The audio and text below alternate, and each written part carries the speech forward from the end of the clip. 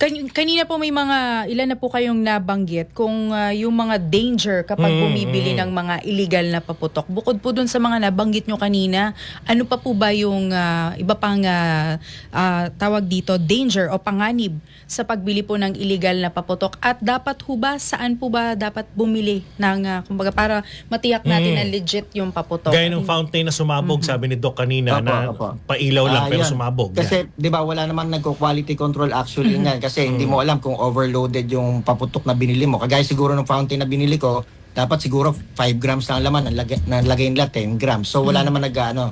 So tulad ng Watusi, Piccolo, Goodbye Philippines ay sobrang daming pulbura ang lampas sa safety standards. So usually daw po 0.2 grams lang yung mga paputok na nabibili dapat na legal. So baka kasi mga sobra-sobra. Tapos yung chemical poisoning, ang Watusi ang isang halimbawa nito, minsan pag na-ingest ng bata, nagkukos ng ng pagkalaso ng dugo tsaka pagsusuka.